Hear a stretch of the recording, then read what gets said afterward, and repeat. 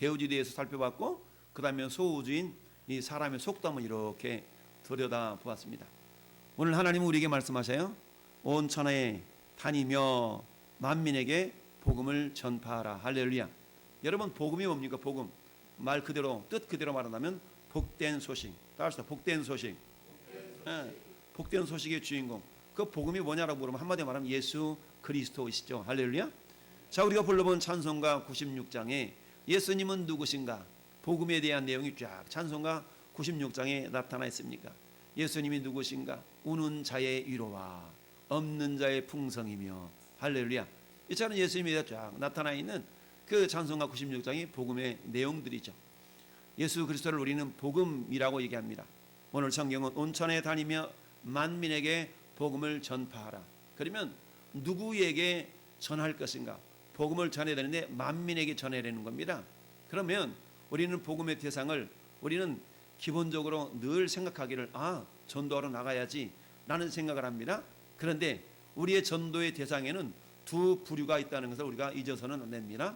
첫 번째 부류는 따라합시다. 드러난 대상. 그렇습니다. 드러난 대상이에요. 이제 드러나 보이는 대상은 어떤 존재들이에요? 사람이죠. 여러분, 사도행전 1장 8절, 오직 성령이 너희에게 임하시며, 너희에게 임하시면 너희가 권능을 받고 예루살렘과 온 유대와 사마리아와 땅끝까지 이르러 내 증인이 되리라. 할렐루야. 오직 성령이 임하시면, 여러분 안에 성령님 안 계신 분 손 들어보세요. 내 안에 성령님 안 계셔요. 그럼 내 안에 성령님 계셔요는, 나는 내 안에 성령님 계셔요. 손 안 든 사람 뭐예요? 계신지 안 계신지 모르겠어요? 성령 하나님이 내 안에 안 계시면, 성령님이 내 안에 안 계시면 여러분들 구원 못 받은 거예요. 그럼 손 안 드신 분들은 뭐예요, 그럼? 내 안에 성령님 계신다는 얘기는 내가 예수를 믿으면 하나님이 우리를 하나님의 자녀 삼으시고 우리를 성전 삼으시죠. 성전은 뭐예요? 거룩한 집이에요. 무슨 말입니까? 야, 내가 너하고 좀 살고 싶다. 내가 너하고 살고 싶다. 여러분, 사랑하는 남녀가 결혼하면 신방을 차려. 신방, 신집, 신접살림. 사랑하는 남녀가 서로 만나면 어때요? 거리에서 방황하며 살지 않잖아요. 집에서 살잖아요. 그런 것처럼 하나님이 세상을 이처럼 사랑하사 저 여러분들을 사랑하시는데, 사랑하기는 사랑하는데, 야, 우리 사랑하니까 1년에 한 번씩만 만나자. 이런 것은 사랑하는 관계가 아니죠. 사랑한다는 얘기는 같이 있고 싶고 함께하고 싶고 있고 싶고 보고 또 보고 싶고 이런 존재를 사랑하는 관계라고 얘기하죠. 우리가 하나님을 사랑한다고 고백하죠. 주님 사랑해요. 주님 사랑해요. 정말 사랑해요. 진짜 사랑해요. 참말로 사랑해요. 짜짜로 사랑해요. 우리 이렇게 사랑하는 말을 하는데, 그러면 사랑하면 우리가 주님을 보고 싶어야 돼요? 보고 싶어야 돼요? 주님을 보고 싶어야 돼. 그러면 지난 한 주간 동안 우리 삶을 이렇게 돌아보면 나는 그 주님 얼만큼이나 보고 싶었나, 그 주님 얼만큼이나 보고 싶었나. 한번 우리가 생각해 보면 주님 보고 싶은 마음보다는 여러분 다른 거 보고 싶은 것이 더 많았을 거예요, 아마. 우리 손주 있으신 분들은 손주 한 번 그렇게 빨리 보고 싶고 동영상 찍어가지고 보고 싶고 막 이런 거 아니에요? 언니가 말씀드렸잖아요. 은퇴하신 어떤 목사님이 자기 손주가 태어나니까 막 목사 봐봐 야 이러면서 막 동영상을 보내와가지고 늦게 아들을 장가 보내서 이렇게 손주를 보니까 너무 기뻐하셔가지고, 그 손주가 요새는 그 손주가 찬양하는 것을 막 올려와 지금도. 왜요? 사랑하니까. 하나님도 마찬가지. 하나님이 우리를 사랑하신다는 증거는 우리를 사랑하셨기 때문에, 야, 내가 너하고 같이 살고 싶다 라고 하셔서 우리를 성전 삼으셨어요. 할렐루야. 고린도전서 3장 16절에 너희가 하나님의 성전인 것과 하나님의 성령이 너희 안에 거하시는 것을 너희가 알지 못하느냐. 알고 살라는 얘기죠. 인식하고 살라는 얘기입니다. 우리가 하나님을 사랑하고 하나님 우리를 사랑하시는데, 사실은 하나님 우리를 사랑하는 것에만큼 우리가 하나님을 사랑하지는 못하죠. 부모가 자식을 사랑하는 것만큼 자식이 부모를 사랑할 수가 없죠. 없다는 기보다는 그렇지 못하죠. 아무리 자식이 부모를 사랑한다고 한들 부모가 자식을 사랑하는 것에 비할 수 있겠어요? 여러분, 하늘을 두루마리 삼고 바다를 먹물 삼아도 그 크신 하나님의 사랑 다 기록할 수 없도다라는 그런 찬송의 내용이 있죠. 자, 들으는 사람이라는 것은 이처럼 예루살렘과 온 유대와 사마리아 땅 끝까지 이르러 내 증인이 되라. 즉 우리는 사람 한 사람 한 사람, 가장 가까이, 예루살렘은 가장 내가 지근거리에 있는 그것을 말합니다. 오늘날 우리가 저 예루살렘으로 가야 됩니까? 오늘날 저 유대 땅으로 가서 전도해야 됩니까? 그렇지 않죠. 자, 그 당시에는 성경이 기록되어지고 예수님 당시에는 그렇게 전도를 했지만, 그러면 오늘날에는 어떻게? 오늘날에는 이 말씀 우리가 어떻게 받아들여야 될까요? 오늘날에는 그것은 가장 가까이 지근거리에 있는 예루살렘은 내가 머물고 있는 이 평택시, 내가 머물고 있는 성안 동네, 내가 머물고 있는 안정리, 이렇게 우리가 이것을 예루살렘이라고 볼 수가 있습니다. 그게 어때요? 온 유대와, 유대는 어때요? 우리 남한을 유대라고 볼 수 있겠어요. 사마리아는 저 북한을 우리는 사마리아라고 볼 수 있어요. 그런데 땅 끝까지 우리나라를 벗어난 모든 세계, 그래서 선교사님들이, 우리나라 선교사님들이 14,000명 이상이 지금 나가 계신 거 아니겠어요? 땅 끝까지 이르러 내 증인이 되리라. 할렐루야. 이게 주님의 말씀이죠. 이처럼 드러난 대상이라는 것은 우리가 가까이 있는 평택 시민, 좀 더 나가면 대한민국, 좀 더 나가면 전 세계에 아직도 예수님을 알지 못하는 자들을 향한 그 복음이 전파되어져야 된다는 얘기입니다. 우리가 10월 30일에 이웃사랑 초청주를 하는 까닭은 뭡니까? 한 사람이 복음을 듣고 한번 저 사람 들었어, 됐어. 그게 아니라 복음이 그 사람 심령 속에서, 따라합시다, 싹이 나기까지, 열매 맺기까지. 그렇습니다. 여러분, 농부가 밭에 씨를 뿌려놓고 나몰라라라는 농부 한 사람도 없습니다. 그 씨가 잘 싹이 나나, 잡초는 있나 없나, 여기에 싹이 나서 열매를 맺나 안 맺나, 꾸왕이 와서 까먹지를 않나, 비둘기 와서 씨앗 홀라당 다 파먹지를 않나, 이걸 다 관심을 갖고 있는 겁니다. 여러분들이 그 누구에게인가 복음을 전했어요? 하나 복음 전했으니까 됐어가 아니라 그 사람이 신앙생활을 잘 할 수 있도록 여러분들이 이끌어서 스스로 독립적으로 설 때까지, 마치 우리 자녀들이 엄마 아빠의 보호 아래 살다가 우리가 재급난다 그러죠. 재급난다. 출가해서 스스로가 잘 삶을 꾸리고 살아갈 수 있을 때까지 부모와 함께 사는 것처럼, 여러분들이 그 누구에게인가 복음을 전했다면 그 복음이 그 사람 속에서 어때요? 씨가 잘 뿌리를 내리고 싹이 나고 잘 자라서 열매를 맺도록 여러분들이 섬기고 도와주는 그런 과정들, 이런 과정들이 우리에게 전적으로 필요합니다. 드러난 대상이라는 것은 이처럼 한 사람 한 사람을 이야기를 하고 있어요. 사도 바울이 골로새 교회를 향해서 골로새서 1장 6절에도 이렇게 말씀해요. 이 복음이 이미 너희에게 이름에 너희가 듣고 참으로 하나님의 은혜를 깨달은 날부터 너희 중에서와 같이 또한 온 천하에서도 열매를 맺어 자라는 도다. 할렐루야. 여러분, 한 씨가 하나 있어요. 이 씨가 창고에 그대로 보관되어 있으면 그냥 한 씨예요. 근데 이 씨가 심겨져서 물 주고 햇볕 주고 온도가 맞으니까 싹이 나고 열매를 맺게 되겠죠. 복음은 씨와 똑같아요. 생명이 있다는 얘기입니다. 근데 그 복음을 여러분들이 가지고만 있으면 아무런 의미가 없어요. 여러분이 가지고만 있으면 그건 창고 안에 있는 씨앗과 똑같아요. 여러분이 가지고 있는 씨를 뿌려야 됩니다. 할렐루야. 이 선교주의는 뭐냐? 여러분이 가지고 있는 그 복음의 씨를 뿌리는 날이에요. 뿌리는 날. 뿌릴 것을 결단하고 뿌리도록 여러분들이 다시 한번 마음을 다잡고 이러는 것이 선교주의에 여러분들이 가져야 될 마음의 자세인 줄 믿습니다. 이처럼 우리가 복음을 전해야 될 대상은, 복음을 전할 대상은 아직도 주님을 알지 못하는 자. 여러분, 주님을 안다는 것은 뭡니까? 오늘 골로새서 1장 6절의 말씀처럼 그들이 이 말씀을 듣고 어때요? 열매를 맺어 자라는 도다. 할렐루야. 열매를 맺어 자라는 도다. 여러분, 복음은 생명입니다. 예수 그리스도는 내가 곧 길이요 진리요 생명이라고 그랬죠. 생명 되신 예수님을 어떤 영혼에, 어떤 심령에 이렇게 전달되었을 때 그 영혼이 살아나서 하나님의 자녀가 되어지고, 그가 어때요? 야, 내가 저런 구원받았구나, 내가 하나님의 자녀구나라는 그런 기쁨을 맛볼 때까지.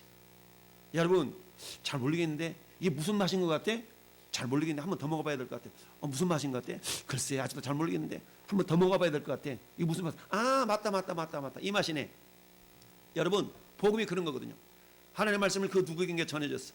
이렇게들 대답할 겁니다. 나는 교회만 가면 졸려가지고 나는 체질이 아닌가 봐. 여러분 마귀가 그의 영혼을 사로잡고 있는데 하나님의 말씀이 들려지도록 역사할까요? 방해하죠. 들려지지 못하도록 온갖 가지 모습으로 방해합니다. 우리 이런 것들을 다 이겨낼 수 있어야 되는데, 자 여기서 드러난 대상보다 더 중요한 것이 있습니다. 이것은 따라합시다. 감추인 대상. 그러면 감추인 대상은 누구일까요? 여러분 여기 보십시다. 온 천하에 다니며 만민에게 복음을 전파하라고 그랬어요. 그러면 만민에게 저나 여러분들이 포함될까요? 안 될까요? 진짜요? 만민에게 내가 해당되겠죠? 그럼 나한테는 복음이 전해져야 될까요? 전해져야 될까요? 전해져야 돼요. 우리 이렇게 대답할 겁니다. 아니 목사님 저는 예수 믿는데요. 예수 믿는데요? 그럼 예수 믿기 때문에 복음이 전해지지 않아야 될까요? 목사님 저는 어저께 두 끼를 먹어가지고 오늘 안 먹어도 되는데요. 저는 어저께 세 끼를 먹었기 때문에 오늘은 안 먹어도 돼요. 어제 먹었어요. 이런 사람 있어요? 오늘 또 먹어야 됩니다. 할렐루야. 그래서 어때요? 일용할 양식이라는 말이 있죠. 여러분 건강한 사람이나 또 건강하지 않은 사람이나 많이 가진 자나 적게 가진 자나 하루에 반드시 밥을 먹어야만이 살아갈 수 있도록 우리 인간 구조를 하나님 그렇게 만드셨어요. 여러분 그렇다면 감추인 대상이라는 얘기는 아까 우리가 대우주와 소우주의 모습을 살펴보았습니다. 그렇다면 드러난 대상이라는 것은 우리 눈으로 확인할 수 있는 한 사람 한 사람을 우리는 드러난 대상이라고 말할 수가 있어요. 그런데 드러나지 않는 대상이라는 것은 저나 여러분의 심령의 상태가 어떠한가는 여러분도 알고 하나님도 알고 저도 얼추 알아요. 그렇다면 여러분의 심령의 상태가 그야말로 오늘 16절의 상태가 되도록 복음이 전파되어지고 증거가 되어져야 된다는 얘기입니다. 할렐루야. 감춘 대상 고린도전서 9장 27절 말씀 사도 바울이 이렇게 얘기합니다. 내가 내 몸을 쳐서 복종하게 함은 내가 남에게 전파한 후에 자신이 도리어 버림을 당할까 두려워함이라. 여러분 그 대사도 바울이 그렇게 고백했어요. 내가 내 몸을 쳐서 복종시킨대요. 어디에 복종시킬까요? 어디다 복종시켜요? 하나님의 말씀에 복종시킵니다. 할렐루야. 내가 내 자신을 쳐서 복종시킨대요. 쳐서 복종시키기. 이게 친다라는 말은 권투 선수들이 막 이렇게 어퍼커트 쳐가지고 다운시킬 정도까지 두드려 패는 그런 상태의 모습을 내 자신을 쳐서 이런 의미가 있습니다. 여러분 권투 선수들이 이길 때 KO승을 거둔다는 것은 뭐예요? 상대 선수가 쓰러져서 더 이상 전의를 상실하고 싸울 수 없을 정도까지 될 때 이게 KO승이라고 그러지 않습니까? 심판이 됐어 더 이상 싸우면 안 돼. 생명의 위협이 있어. 이 상태를 우리가 KO승. 지금부터 20, 30년 전에 김득구라는 권투 선수가 있었어요. 김득구 권투 선수가 그야말로 챔피언십 타이틀 전입니까?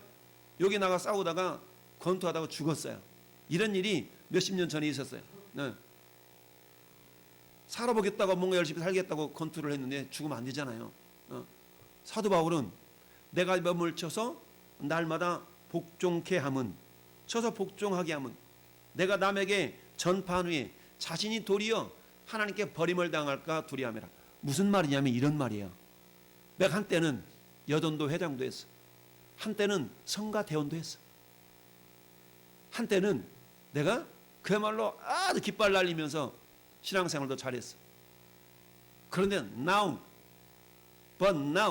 그런데 지금은 예수 안 믿어. 교회 안 다녀.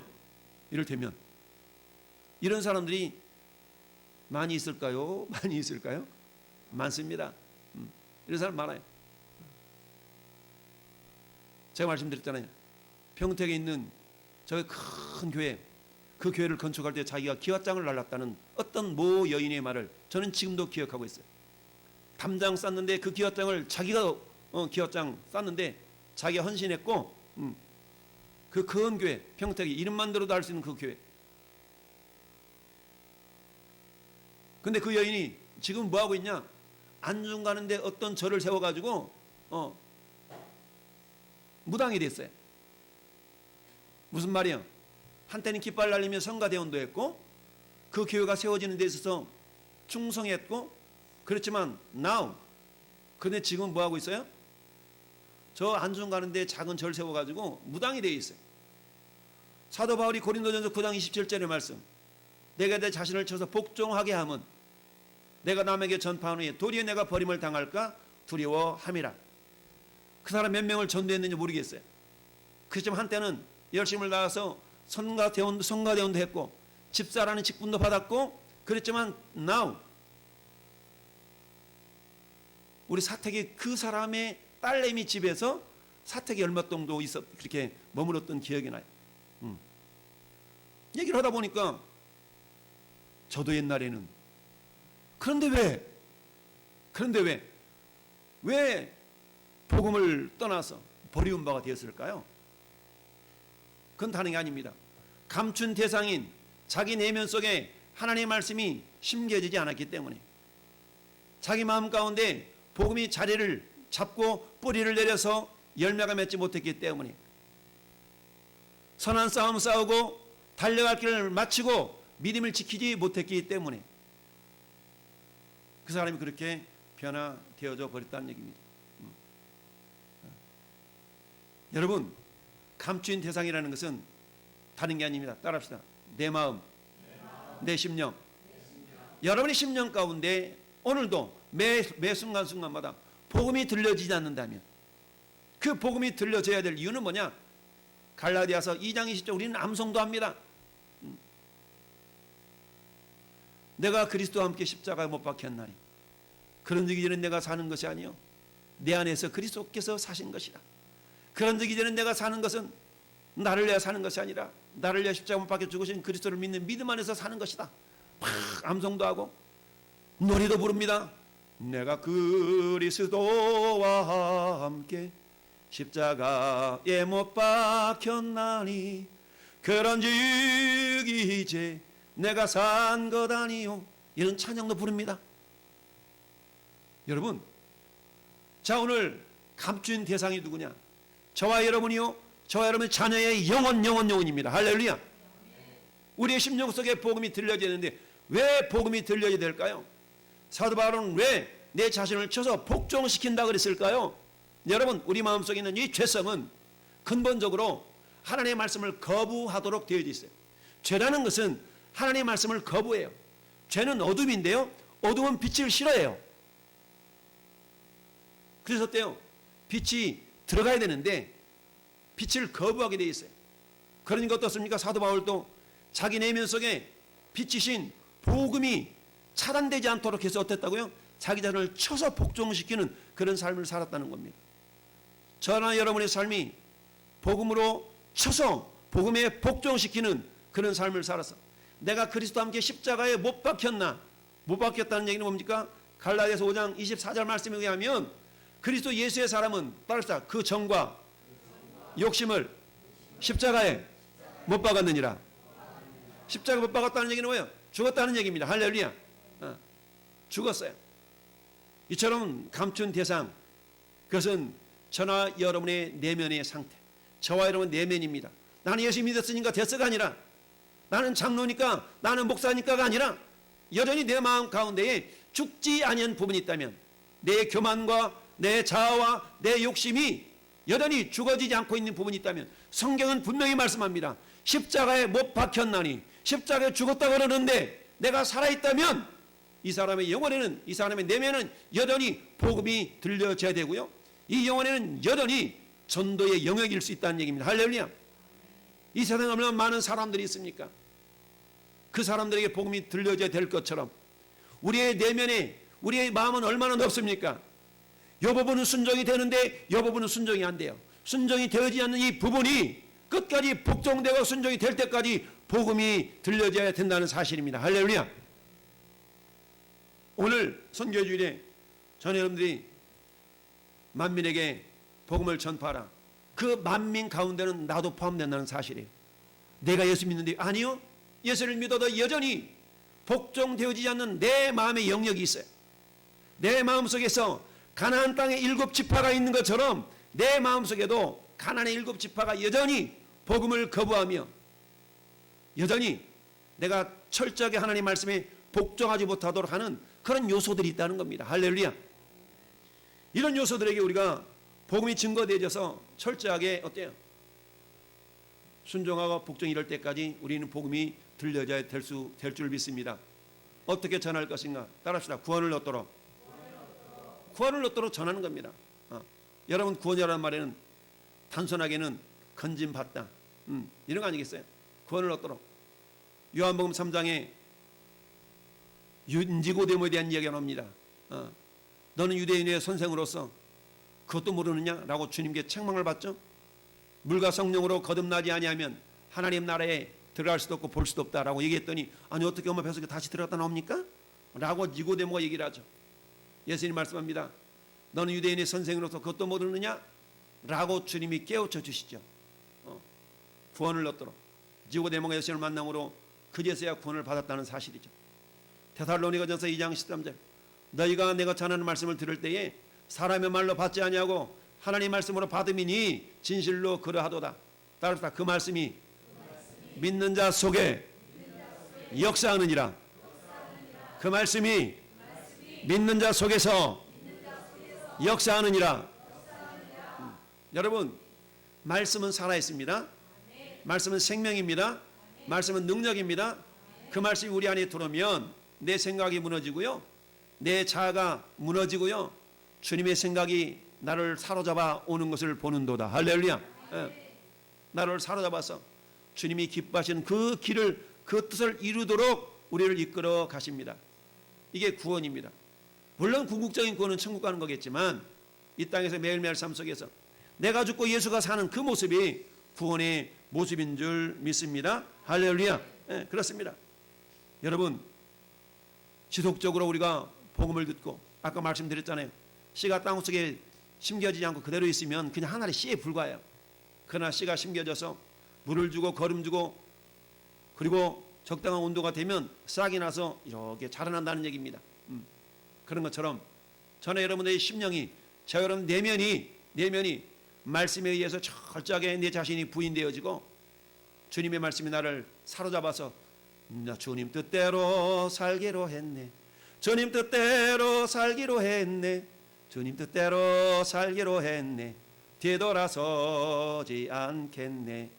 여러분, 천국에 가는 길이 좁은 길이에요? 넓은 길이에요? 좁은 길입니다. 천국에 가는 길은 넓은 길이 아닙니다. 좁은 길이고 좁은 문입니다. 여러분, 우리가 예수 믿고 하나님의 자녀가 된 거 너무 큰 은혜예요. 그러나 이것을 지키는 것은 더 중요합니다. 할렐루야. 지키라는 말이 많이 나오잖아요. 지키라. 마음을 지켜라. 입술을 지켜라. 손을 지켜라. 발걸음을 지켜라. 믿음을 지켜라. 지키라는 말이 굉장히 많이 나옵니다. 왜 그럴까요? 서두에서 말씀드렸잖아요. 지키지 못해서 무당이 되었던 한 여인의 이야기를 잠시 말씀드렸잖아요. 지키지 못했기 때문에 마귀에게 빼앗겨서, 사단에게 빼앗겨서 구원을 얻도록, 두 번째 따라서 믿고 세례를 받도록, 믿고 세례를 받도록 우리는 복음을 전해야 됩니다. 자, 여기 세례 안 받은 사람 손 들어보세요. 세례 안 받은 사람. 나 세례 받았어요. 세례 받았어요. 세례 받았어요. 세례 다 받으셨네. 손 내리세요. 그럼 여러분, 나 세례 받았다고 했어요? 정말요? 지금도 점검 들어갑니다. 세례 받았다는 것이 뭐냐? 세례는 따라서 내가 죽고 예수로 사는 것. 세례는 내가 죽고 예수로 사는 것이 세례예요. 단지 물 얹어가지고 성부, 성자, 성령으로 세례를 주노라, 아니면 침례교회에서는 퐁당 빠졌다가 이렇게 세례를 주노라, 침례를 주노라, 이런 외적인 모습보다 더 중요한 것은 내가 죽고 예수로 살고 있냐는 얘기입니다. 할렐루야.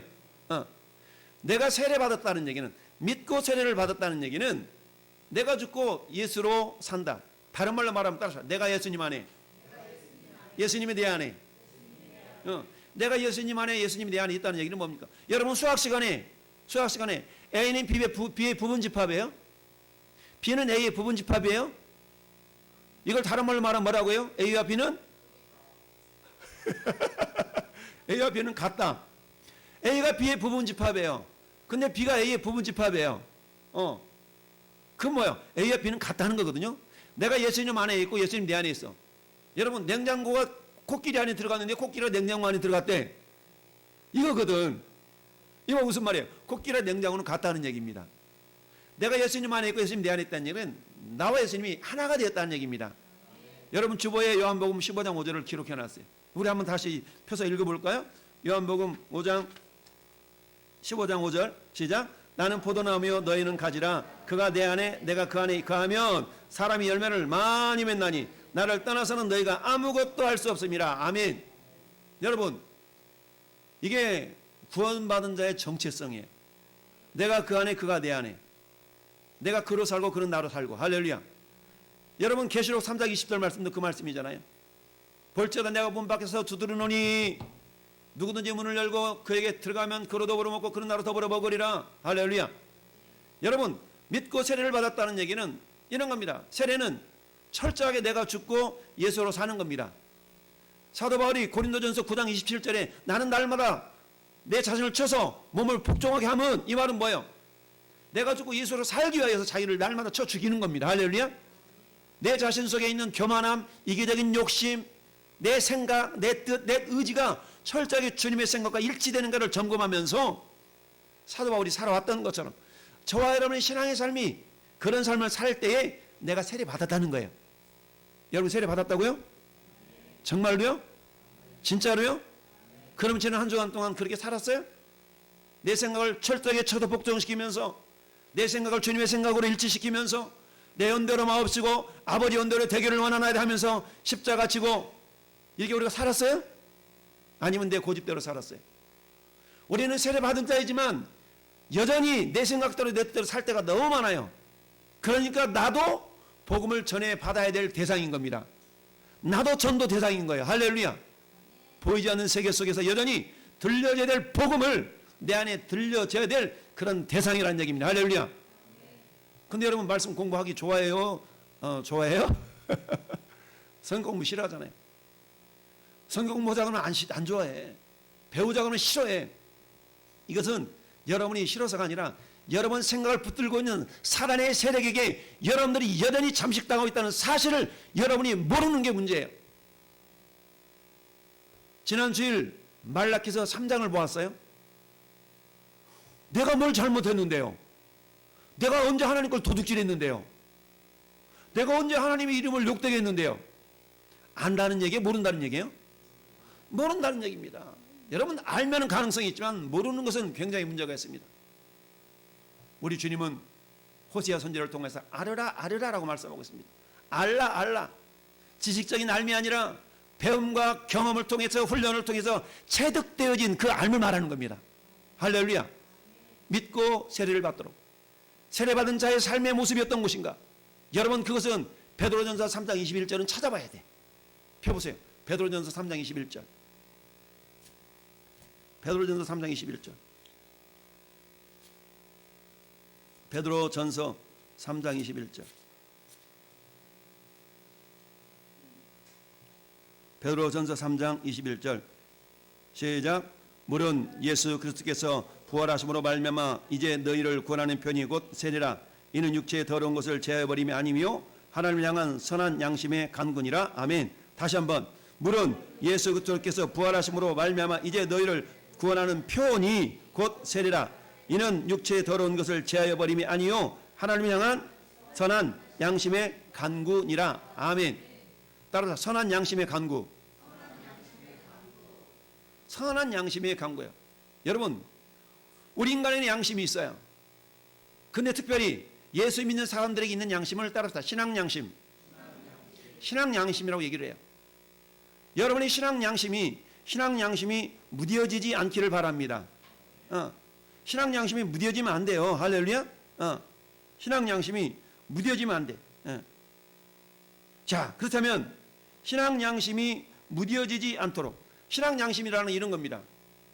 아우, 내가 하나님의 은혜를 뭘로 다 갚어? 주님, 나 같은 죄인을 이렇게 살려주시다니요. 내가 주님의 은혜를 어떻게 무엇으로 보답할꼬? 하나님의 은혜, 나를 구원하신 구원의 은혜를 보답하려는 마음가짐, 이걸 뭐라고 그런다고요? 선한 양심의 간구. 하나님, 내가 어떻게 은혜를 다 갚지요? 하나님, 내 은혜를 어떻게 보답하지요? 이게 뭐라고요? 선한 양심의 간구.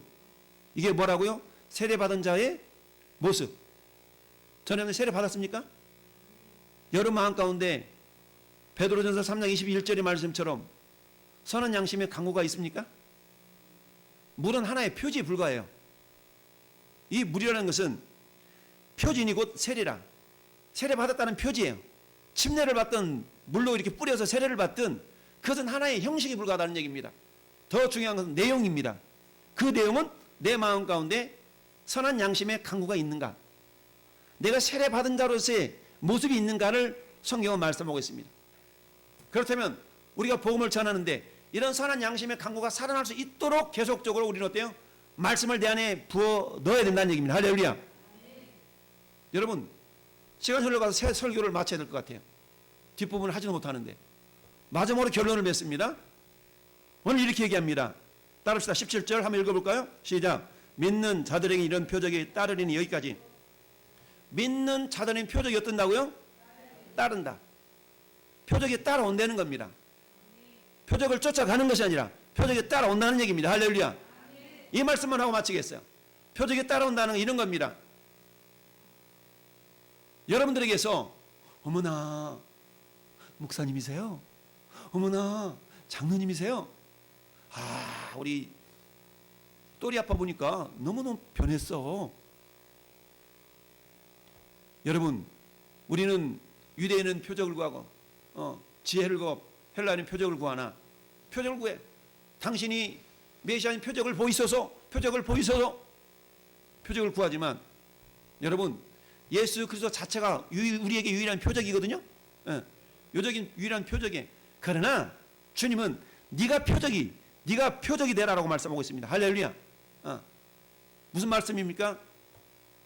우리가 복음을 증거함에 있어서 우리가 어떤 표적이 따른다라는 얘기는 그 누구에게인가 여러분이 복음을 전했을 때, 아, 나 당신 보니까 나도 예수 믿어야 될 것 같아요. 이게 표적이라는 거예요. 예수 믿기 이전의 나의 삶과 예수 믿은 이후의 내 삶이 변화된 것을 그 누군가가 경험하고 그 누군가가 바라보고, 나도 그러면 예수 믿어야지 라는 상태가 뭐라고요? 이게 표적인 겁니다.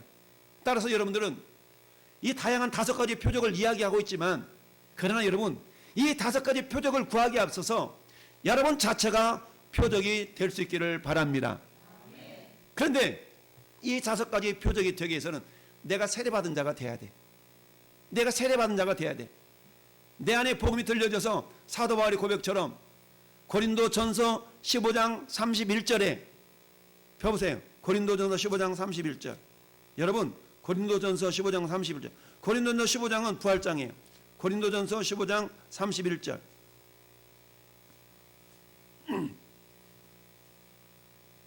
합독합시다. 형제들아, 내가 그리스도 예수 우리 주 안에서 가진 바 너희에 대한 나의 자랑을 두고 단언하노니 나는 날마다 죽노라. 아멘. 나는 날마다 죽는데 목숨이 몇 개예요? 목숨이 한 25개쯤 되나? 한 31개쯤 되나? 그러니까 날마다 죽으면 또 살고 죽으면 또 살고 이럴까요? 날마다 죽는다는 것은 이 목숨, 이걸 그런 의미를 의미하는 것이 아니라 내 혈기, 내 의지, 내 생각, 내 뜻 철저히 날마다 어때? 매 순간마다 말씀에 비추어서 어긋나였으면 내 생각을 사로잡아서 죽이는 거. 이게 뭐라고요? 이게 날마다 죽는 거예요. 이게 뭐야? 이게 세례 받은 자의 모습입니다. 할렐루야. 전에 여러분들이 세례 받는 자의 모습으로 살면 이게 저절로 표적은 따라온다는 얘기입니다. 어머나 이렇게 변했어요. 야, 내가 너 보니까 진짜 많이 변했다. 인상부터 변했네. 너 때 얼굴이 그렇게 환해. 좋은 일이 있어. 그게 뭔데? 좋은 일이 있다니까. 그게 뭔데? 있어. 좀 알려줘봐. 요즘 내가 예수 믿거든. 할렐루야. 요즘 내가 왕성교회 다니거든. 할렐루야. 여러분 따라서 내가 바로 표적입니다. 내가 바로 표적입니다. 그렇습니다. 전에 여러분들이 표적이 될 때에 오늘 선교주일에 하나님 우리를 향하신 그 뜻이 이루어질 줄로 믿습니다.